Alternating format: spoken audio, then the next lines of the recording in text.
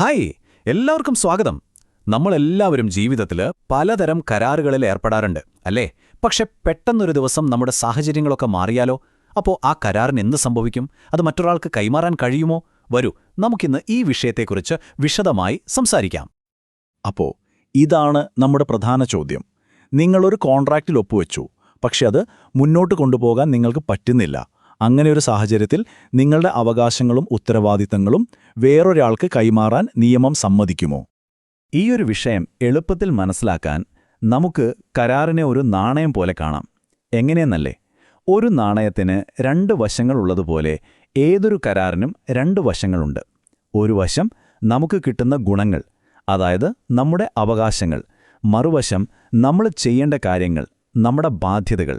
നമുക്ക് ഈ ഓരോ വശവും എടുത്തൊന്ന് പരിശോധിക്കാം. ശരി, അപ്പോൾ നമുക്ക് ആ നാണയത്തിൻ്റെ ആദ്യത്തെ വശം തന്നെ നോക്കാം. നേട്ടങ്ങൾ, അതായത് ഒരു കരാറിലൂടെ നിങ്ങൾക്ക് കിട്ടാനുള്ള അവകാശങ്ങൾ. ഇത് നമുക്ക് വേറൊരാൾക്ക് കൈമാറാൻ പറ്റുമോ? അപ്പോൾ എന്താണ് ഈ കരാറിലെ അവകാശം എന്ന് പറഞ്ഞാൽ വളരെ സിമ്പിളാണ്. നിങ്ങൾക്ക് പണം തരാമെന്നോ ഒരു സാധനം നൽകാമെന്നോ അല്ലെങ്കിൽ ഒരു സേവനം ചെയ്യാമെന്നോ ആരെങ്കിലും വാക്ക് തന്നിട്ടുണ്ടെങ്കിൽ അത് നേടിയെടുക്കാനുള്ള നിങ്ങളുടെ റൈറ്റ്, അതാണ് സംഭവം. അപ്പോൾ ഇതിലെ പൊതുവായ നിയമം എന്താണെന്നറിയോ? സാധാരണഗതിയിൽ നിങ്ങളുടെ അവകാശങ്ങൾ മറ്റൊരാൾക്ക് കൈമാറാൻ മറ്റേയാളുടെ പെർമിഷൻ വാങ്ങേണ്ട ആവശ്യമില്ല.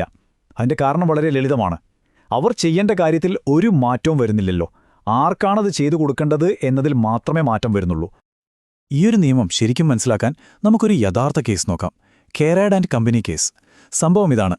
ഈ കമ്പനിക്ക് രാംദാസ് എന്ന പേരുള്ള ഒരാളിൽ നിന്ന് കുറച്ച് കാശ് കിട്ടാനുണ്ടായിരുന്നു. പക്ഷേ കമ്പനിക്ക് പെട്ടെന്ന് പണത്തിന് അത്യാവശ്യം വന്നു.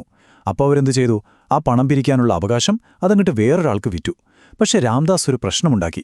ഞാൻ നിങ്ങൾക്ക് പണം തരാമെന്നാണ് കരാറ്, ഈ പുതിയ ആൾക്ക് തരില്ല എന്നു പറഞ്ഞു. അപ്പോൾ കോടതി എന്തു പറഞ്ഞു എന്നറിയോ? അത് പറ്റില്ല. പണം കിട്ടാനുള്ള അവകാശം ഒരു സ്വത്ത് പോലെയാണ്. അത് വിൽക്കാനും വാങ്ങാനും പറ്റും. രാംദാസ് പണം കൊടുക്കണം. ആർക്ക് കൊടുക്കുന്നു എന്നതിൽ മാറ്റം വന്നാലും കൊടുക്കാനുള്ള ബാധ്യതയ്ക്ക് ഒരു മാറ്റവുമില്ല. ക്ലിയർ അല്ലേ? പക്ഷേ ഒരു മിനിറ്റ്, അപ്പോൾ എല്ലാ അവകാശങ്ങളും ഇതുപോലെ കണ്ണുമടച്ച് കൈമാറാൻ പറ്റുമോ? ഇല്ല. അവിടെയാണ് ഒരു വലിയ പക്ഷേ വരുന്നത്. ചില കാര്യങ്ങൾ വളരെ പേഴ്സണൽ ആകുമ്പോൾ നിയമം മാറും. നമുക്ക് വേറുള്ള സാഹചര്യം ഒന്ന് സങ്കല്പിച്ചു നോക്കാം. ലോകപ്രശസ്തയായ ഒരു പിയാനിസ്റ്റിനെ ഒരു വലിയ സംഗീത പരിപാടിക്ക് വേണ്ടി നിങ്ങൾ ബുക്ക് ചെയ്തു. എല്ലാം റെഡി. പക്ഷേ പരിപാടിയുടെ അന്ന് രാവിലെ അവർക്ക് തീരെ വയ്യാതാവുന്നു. അപ്പോൾ നിങ്ങളാണ് ഓർഗനൈസർ എന്ന് വയ്ക്കുക. നിങ്ങൾക്ക് ആ പിയാനിസ്റ്റിനോട് പറയാൻ പറ്റുമോ? ഓ, നിങ്ങൾക്ക് വരാൻ പറ്റില്ലേ? സാരമില്ല, പകരം നിങ്ങളുടെ സ്റ്റുഡൻറ്റിനെയോ അല്ലെങ്കിൽ വേറെ ആരെങ്കിലും അങ്ങ് വിട്ടേക്കെന്ന്. ഒന്ന് ആലോചിച്ച് നോക്കൂ. നിയമപരമായി അത് ശരിയാവുമോ? ഈ ചോദ്യത്തിനുള്ള ഉത്തരമാണ് റോബിൻസൺ വേഴ്സസ് ഡേവിസൺ എന്ന കേസ്. ഇവിടെ കോടതി പറഞ്ഞത് വളരെ വ്യക്തമാണ്. നിങ്ങൾ ആ പിയാനിസ്റ്റിനെ ബുക്ക് ചെയ്തത് അവരുടെ പേരിനോ പ്രശസ്തിക്കോ മാത്രമല്ല, അവരുടെ ആ അതുല്യമായ കഴിവിനാണ്. വേറൊരാൾ വന്നു വായിച്ചാൽ അത് ആ കരാറാകില്ല. അതുകൊണ്ട് വ്യക്തിപരമായ കഴിവിനെയോ യോഗ്യതയെയോ വിശ്വാസത്തെയോ ഒക്കെ അടിസ്ഥാനമാക്കിയുള്ള കരാറുകൾ കൈമാറാൻ പറ്റില്ല. കാരണം അവിടെ ആ വ്യക്തി തന്നെയാണ് പ്രധാനം. ശരി, അപ്പോൾ നാണയത്തിൻ്റെ ഒരു വശം നമ്മൾ കണ്ടു, അവകാശങ്ങളുടെ കാര്യം. ഇനി നമുക്ക് നാണയം തിരിച്ചിട്ട് മറ്റേ വശം നോക്കാം. നിങ്ങളുടെ ബാധ്യതകൾ, അതായത് നിങ്ങൾ ചെയ്യേണ്ട കാര്യങ്ങൾ. അത് ഇതുപോലെ എളുപ്പത്തിൽ വേറൊരാളെ ഏൽപ്പിക്കാൻ പറ്റുമോ? ഇതൊന്ന് ചിന്തിച്ചു നോക്കിയേ. നിങ്ങൾ ഒരാൾക്ക് കുറച്ച് പണം കൊടുക്കാനുണ്ട്. എന്നിട്ട് നിങ്ങൾ നിങ്ങളുടെ ഒരു കൂട്ടുകാരനോട് പറയുകയാണ്, ഡാ, എനിക്ക് വേണ്ടി നീയൊന്നാ കാശ് കൊടുത്തേക്ക് എന്ന്. നിയമപരമായി എന്ത് സംഭവിക്കുമെന്നറിയോ? ഒന്നും സംഭവിക്കില്ല. കടം ഇപ്പോഴും നിങ്ങളുടെ തലയിൽ തന്നെ ഇരിക്കും. നിങ്ങൾക്ക് പണം കിട്ടാനുള്ള ആൾക്ക് നിങ്ങളുടെ കൂട്ടുകാരൻ്റെ പുറകെ പോകാൻ പറ്റില്ല.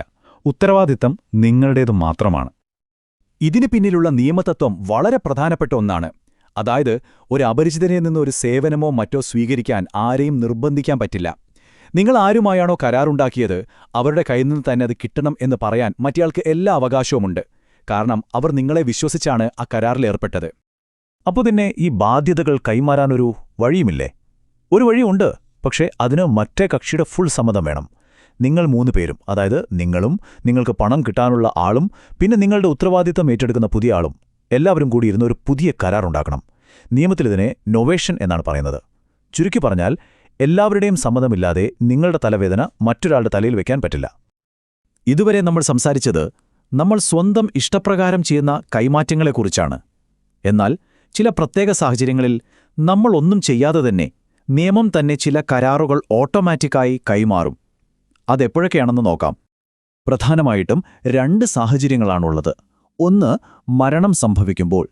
ഒരാൾ മരിച്ചാൽ അയാളുടെ അവകാശങ്ങൾ, അതായത് സ്വത്തുവകകൾ, അതോടൊപ്പം അയാളുടെ ബാധ്യതകൾ, ഉദാഹരണത്തിന് ഒരു ലോൺ തിരിച്ചടയ്ക്കാനുള്ളത്, ഇതൊക്കെ നിയമപരമായ അവകാശികൾക്ക് കൈമാറ്റം ചെയ്യപ്പെടും.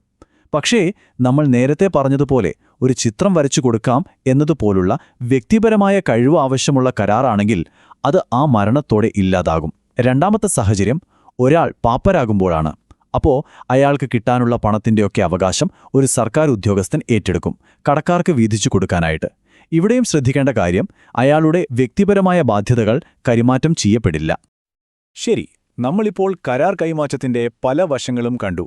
ഇനി ഇതെല്ലാം കൂടി ഒന്ന് ചുരുക്കി എളുപ്പത്തിൽ ഓർത്തുവെക്കാൻ പാകത്തിന് പറഞ്ഞാലോ? വെറും 3 കാര്യങ്ങൾ ഓർത്തുവെച്ചാൽ മതി.